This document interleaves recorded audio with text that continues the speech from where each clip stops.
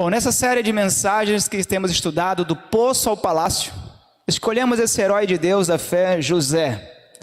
E nós vamos então hoje, nesse próximo episódio, falar de mais um momento em que José de novo vai para o fundo do poço e dessa vez ele vai para a prisão. Da casa de Potifar, que ele foi levado quando foi vendido pelos seus irmãos, Potifar o comprou, e agora da casa desse homem poderoso, novamente ele é lançado no fundo do poço e agora da prisão. Gênesis 39, verso 1 diz assim: José foi levado ao Egito e Potifar, oficial de Faraó, comandante da guarda egípcio, comprou dos ismaelitas que o tinham levado para lá. E o Senhor era com José, que veio a ser homem próspero, estava na casa do seu senhor egípcio. Vendo Potifar que o Senhor era com ele, e que tudo quanto ele fazia, o Senhor prosperava em suas mãos, logrou José mercê perante ele, a quem servia, e ele o pôs por mordomo de sua casa.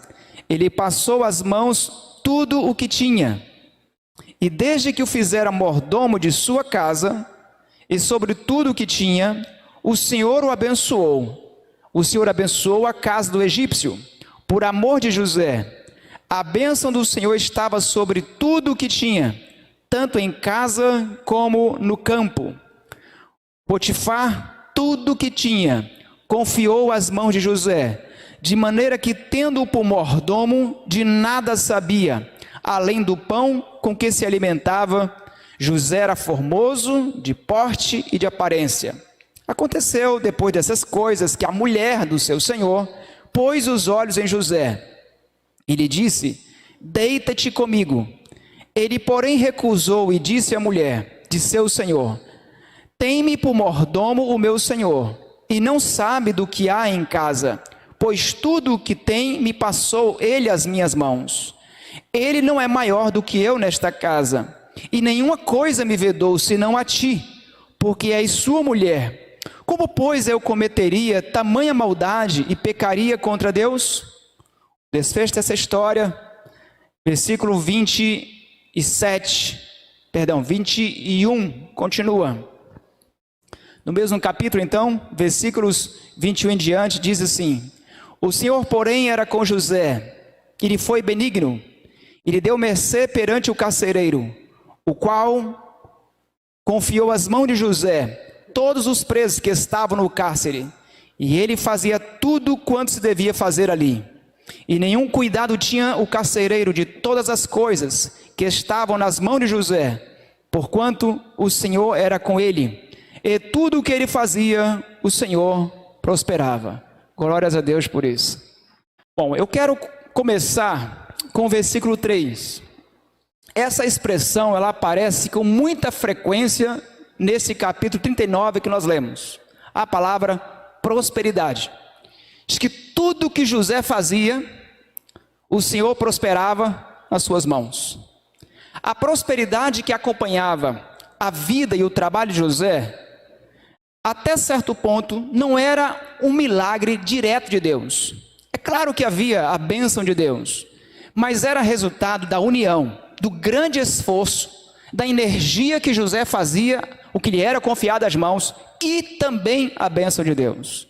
Tudo o que o Senhor fazia, tudo que José fazia, o Senhor prosperava. O único lugar, na verdade, onde o sucesso vem antes de trabalho, é onde? É no dicionário. Quem quer sucesso tem que aprender a trabalhar duro.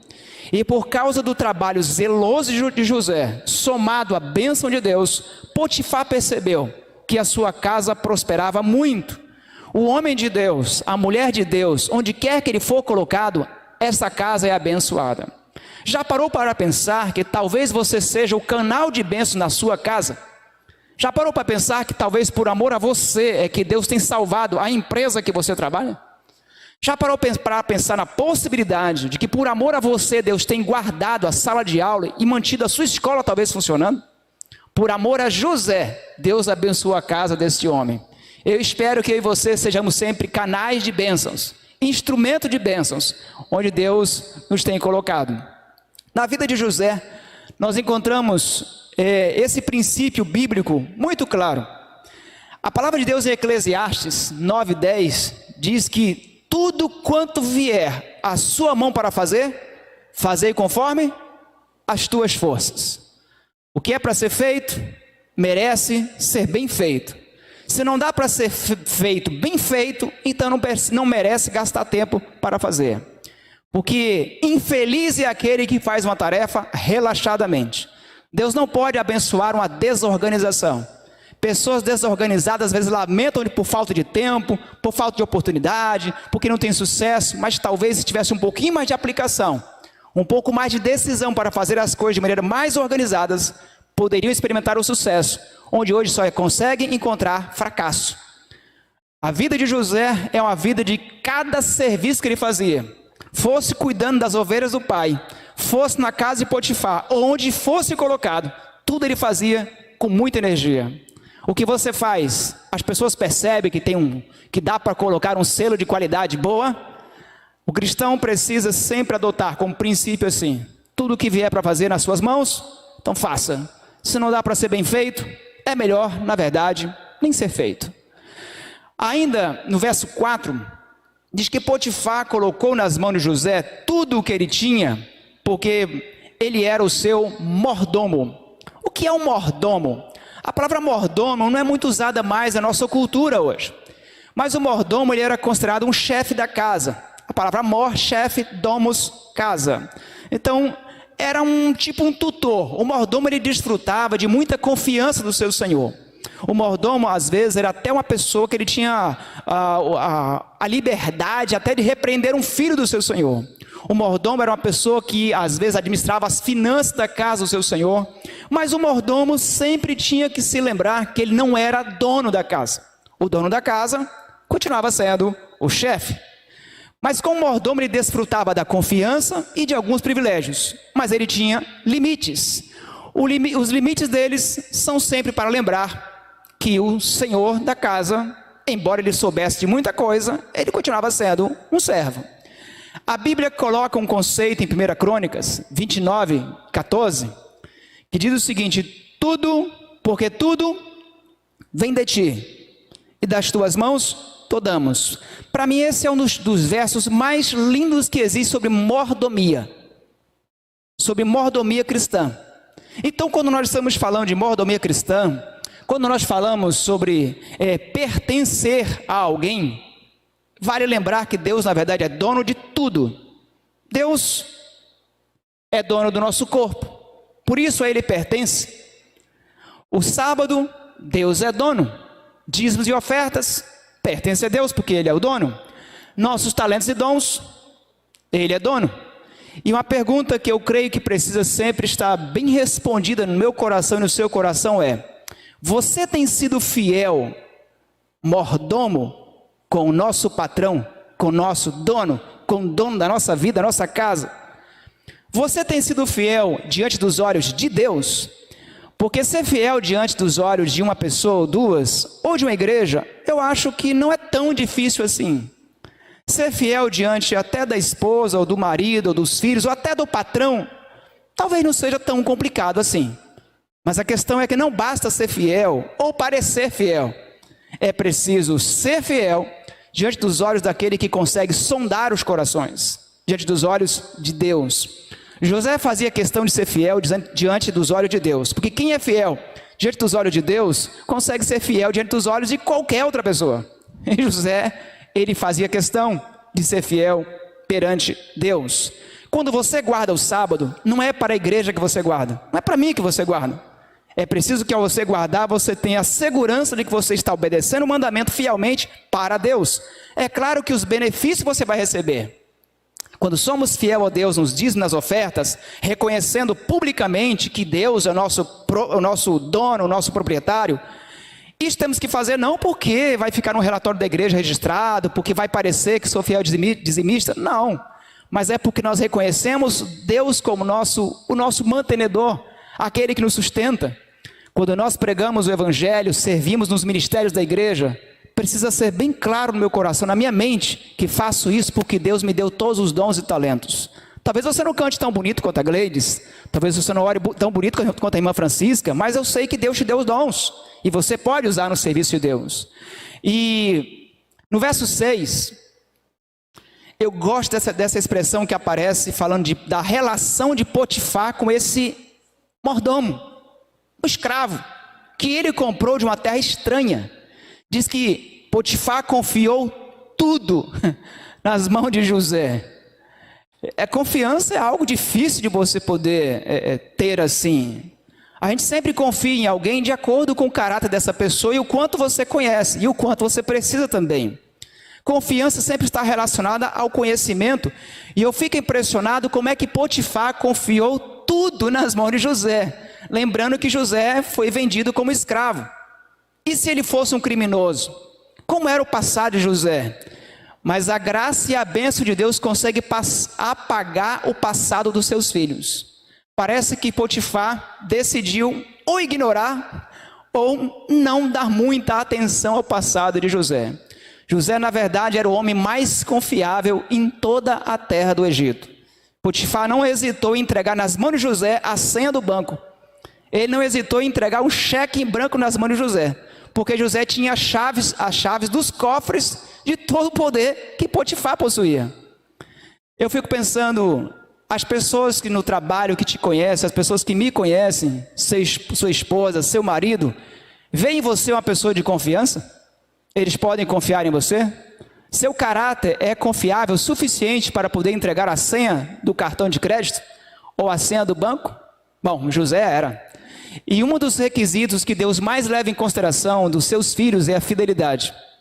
A Bíblia apresenta que lá no céu há um requisito básico para para toda pessoa que será salva. Porque ele precisa ser fiel. Porque o elogio que vai receber os salvos, que receberão os salvos é: muito bem, servo o quê? Bom e fiel. Foste fiel no pouco, sobre o muito te colocarei. Entra para o gozo do teu Senhor. Dentre os requisitos que o céu mais se alegra em ver é a fidelidade. E Deus, com seus olhos, ele procura os fiéis da terra. E Deus honra aqueles que o honram. E Deus, então, não poderia deixar José sem honra. E aqui nós encontramos que a fidelidade de José, embora por alguns momentos não tenha sido recompensada ou reconhecida, mas aos olhos de Deus nada passou despercebido. Em poucos dias, não sabemos quantos dias, mas o fato é que alguém foi enviado ali pelo diabo como secretária para tentar destruir os planos, os sonhos que Deus havia colocado no coração e na mente de José. Para cada pessoa que nasce, para cada um de nós aqui presentes, Deus tem um sonho, Deus tem um plano. O problema é que o diabo também tem um plano. O diabo tem um plano para mim e para você. Você sabe qual é o plano do diabo? Destruir os planos de Deus. Esse é o único plano que ele tem. Ele não tem outro plano. Então o que ele puder fazer para frustrar esses sonhos, o sonho da eternidade que colocou no meu e no seu coração, que é o principal sonho, que todo ser humano nasce com ele. Mesmo a pessoa idosa, mesmo a pessoa doente, nas situações mais difíceis da vida, ele não quer morrer, ele quer continuar vivendo, porque Deus colocou dentro do coração humano a necessidade de eternidade. Então tudo que o diabo puder fazer para destruir esse primeiro sonho, ele fará. Esse é o primeiro passo dele, até que ele vai tentar destruir e até mesmo a nossa vida. Ele não faz isso comigo e com você, não fez isso com você agora e não vai fazer com você agora, porque Deus, ele cerca seus filhos com anjos. Anjos nos guardam de dia e de noite, a tal ponto que eles se acampam ao nosso redor para que o diabo não tenha poder sobre nós. Mas se ele tivesse a liberdade para fazer isso, já teria feito, e o faria agora inclusive. Mas ele não faz, porque a mão do Senhor nos cerca por trás e por diante e por cima. Então ele não consegue transpor essa barreira divina. José, ele, diante da constante tentação da esposa de Potifar, que o nome dela é até bom que não apareceu, vamos chamar de Senhora Potifar ou Senhora Potifera, como você preferir. Ela então constantemente atacava o pobre, o lindo jovem José. Deveria ser bem bonito, porque a Bíblia diz que ele era bonitão. E ali então, José toma uma decisão. A decisão de José era o seguinte: ele preferia morrer do que pecar. Algumas pessoas usam a desculpa assim, mas a carne é fraca. E a carne é fraca realmente. Mas o pecado não é a vitamina que a sua carne nem minha carne precisa. Se a carne é fraca, nós só temos um remédio para a carne. É o espírito. É fortalecer a natureza do espírito, para que ela possa prevalecer e domar a natureza da carne. Mas ao reconhecermos que a carne é fraca, se ficarmos alimentando a carne com mais pecado, para a natureza carnal ficar mais forte, é inevitável que vai prevalecer a natureza carnal.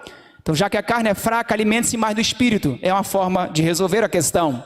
José também, eu vejo ele vencendo uma tentação, eu diria quase invencível. Eu digo quase invencível porque não existe tentação invencível. Porque o que é que diz a Bíblia? Não nos sobreveio tentação que não fosse o quê? Humana. Não veio tentação sobre-humana para ninguém. Mas junto com a tentação, Deus manda o quê? Um escape. E manda força de tal modo que nós possamos suportar. Então, quando eu peco, quando eu caio, quando eu cedo à tentação, precisa ter a minha decisão, precisa ter o meu consentimento. E José, então, não aceita. Parecia um pecado irresistível por dois motivos. Primeiro, havia um interesse de segredo.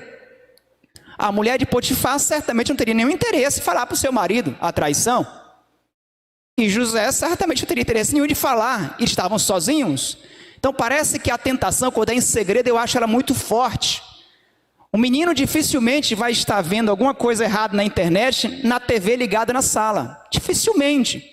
Dificilmente o marido que tem acesso à pornografia, ou que é viciado em pornografia, vai assistir pornografia com sua esposa. Alguns conseguem, mas dificilmente. Dificilmente alguém é tentado a roubar ou subtrair partes do caixa de uma empresa, sabendo que o seu patrão vai descobrir. Geralmente o segredo, a garantia de segredo, oferece ao pecador muito mais ousadia. Então José tinha garantia de segredo. Outra garantia, outro ponto que eu acho forte na tentação de José é que era proibido. Você percebe que quando algo é proibido, parece que ele é mais instigante.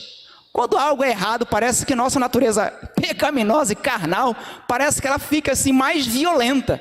Quando algo é permitido, você até que gosta, até que valoriza, mas quando é proibido, parece que a obsessão aumenta.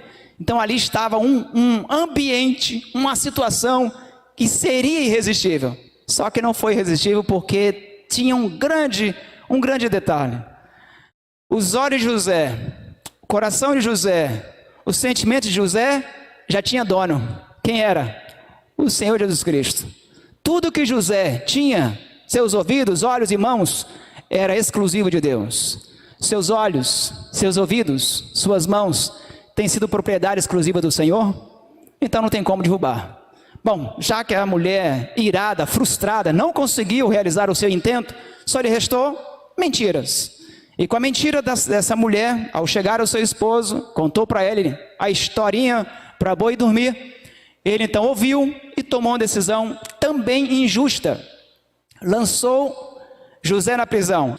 Após 10 anos, o garoto que chegou com 17 anos, agora um homem de 27 anos, é lançado no fundo da prisão, sem direito a fundo de garantia e tempo de serviço, sem direito a presente, e na verdade, eu diria até certo ponto, agradecido.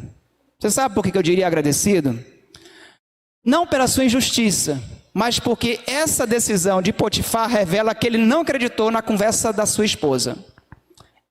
Essa declaração bíblica de que ele foi jogado na prisão junto com os presos do faraó, mostra que ele não acreditou no que ela contou. Porque se ele de fato tivesse feito o que ela disse que ele tinha feito, sabe qual seria a sentença? Morte, sem chance, não teria prisão, era execução, na hora. Mas ele, talvez para tentar salvaguardar a sua honra, e talvez para não criar outros problemas, na sua fraqueza talvez moral ou outra razão, ele decide injustamente lançar José no fundo do poço. E agora me vem à mente essa passagem que eu acho linda de Lamentações. O livro de Lamentações, nós sabemos que é um livro, é uma poesia, né, que o profeta Jeremias escreveu, mas ele tem, embora tenha momentos muitas passagens assim muito duras, assim muito melancólicas, mas essa passagem aqui para mim ela é muito alentadora, muito confortadora. Olha o que ele diz: bom é o Senhor para aqueles que esperam por Ele, para a alma que o busca. Deus é bom sempre com aqueles que esperam e confiam nele. E diz mais: bom é aguardar a salvação do Senhor, e isso em silêncio. Obrigado. O texto bíblico, esse texto de Lamentações, eu acho impressionante, porque diz assim: bom é o Senhor para aquele que o busca, e bom é o Senhor para aquele que aprende a aguardar sem ficar reclamando. Não é só aguardar, é aguardar sem resmungar. Não é só esperar, é esperar sem espernear. Porque a gente às vezes até espera, a gente às vezes até aguarda, mas a gente fica às vezes resmungando, murmurando, esperneando. Mas não é assim que a Bíblia ensina. José eu acho incrível porque nos 10 anos de serviço a Potifar, depois na prisão por mais alguns anos, você nunca encontra José reclamando. Você nunca encontra José resmungando das injustiças. Pelo contrário, ele confiava que Deus estaria no controle da sua vida. E o último texto que vamos comentar é esses versículos 21 a 23. Eu não sei se você observou nessa leitura ou em leituras anteriores, mas nesses 3 versículos, de 21 a 23, 2 vezes você encontra essa expressão: o Senhor era com ele. Sabe por que José prosperava? Porque o Senhor era com ele. Na casa de Potifar, quando os bens multiplicavam, quando tudo dava certo, o Senhor era com ele. Quando injustamente jogado no fundo da prisão, quando foi ali a princípio açoitado, tratado injustamente como um bandido marginal, ele pacientemente suportou, e o Senhor era com ele. Quando o chefe da prisão entregou para ele a chave, ele começou a desfrutar de confiança na prisão e prosperidade, o Senhor era com ele. O conceito cristão de prosperidade não é ter dinheiro e ganhar muito dinheiro. O conceito cristão de prosperidade não é num culto de prosperidade sair dali com um milagre, com uma cura. Não, isso não é o conceito de prosperidade bíblica. O conceito de prosperidade bíblica é uma pessoa que vive na presença constante de Deus. Prosperidade é você viver cada dia diante de Deus, sendo fiel a Deus onde você estiver. Isso é ser próspero. Ser próspero é mesmo quando a enfermidade vier, você ter a certeza de que Deus está do seu lado. Ser próspero é mesmo quando as pessoas injustamente te acusam, você ter a certeza que Deus é a sua justiça. Prosperidade é quando as coisas aparentemente tudo falha e frustra, você diz: não, mas Deus está comigo, vai dar tudo certo. José foi próspero na casa do pai, no fundo do poço. José foi próspero na casa de Potifar ou na prisão, porque o Senhor era com ele. Eu quero que você saiba, em nome de Jesus, que o Senhor é com você, que Deus é com você, Deus está com você. Confie no Senhor, seja Ele fiel cada dia, escolha obedecer a Deus sempre, porque no caminho da obediência você nunca estará sozinho. Nós nunca obedeceremos sozinhos, mas Jesus estará sempre conosco. Por isso vale a pena ser fiel, ainda que isso custe a nossa vida. José preferiu morrer do que pecar contra o seu Deus e contra o Potifar, que lhe tinha dado confiança. Porque confiança às vezes é uma coisa que quebra uma vez só, às vezes não tem mais conserto. Bom é o Senhor para aqueles que esperam nele. E José esperou em Deus. E aquele que espera em Deus, o seu final nunca será o fundo do poço. José ficou um tempo na prisão, mas o próximo tema, José sai da prisão agora, mas vai para o trono ao lado do faraó, como governador do Egito. Porque aquele que se humilha sob a poderosa mão de Deus em obediência, a mão de Deus o exaltará também. Continuemos a confiar no Senhor. Deus está guiando cada dia da sua vida. Cada passo que você dá confiante no Senhor. Você tem escolhido ser fiel a Deus sempre? Deixa as consequências com Deus. Nossa parte é obediência. A parte de Deus é cuidar da gente e das consequências. Vamos orar? Nosso Deus e nosso grande Pai, obrigado porque o Senhor consegue cumprir em nossa vida os teus propósitos sempre. Nada nem ninguém pode impedir os sonhos que o Senhor colocou no nosso coração de serem realizados. Obrigado porque o teu servo não cedeu ao pecado, não cedeu à tentação. Dá-nos cada dia mais a porção do teu Espírito, a força que vem do céu para resistirmos aos ataques e às tentações do Satanás. Nos ajude, nos ensine cada vez mais a sermos mais confiantes no Senhor, a termos esperança completa em tuas mãos, a sermos homens e mulheres confiáveis, homens e mulheres fiéis não apenas aos nossos semelhantes, mas queremos ser fiéis acima de tudo aos teus olhos. Nos ajude cada dia a confiarmos sempre que a mão do Senhor está sobre nós, que o Senhor está conosco, e quando o Senhor está conosco, nossa vida sempre é próspera, não importa onde estivermos. Que a tua mão continue a abençoar esta igreja, cada um de nós que nos assiste também pela internet, que nós sintamos sempre a sua presença conosco. É o que nós te pedimos, ó Deus, e já te agradecemos em nome de Jesus. Amém. Que Deus continue abençoando a cada um de nós.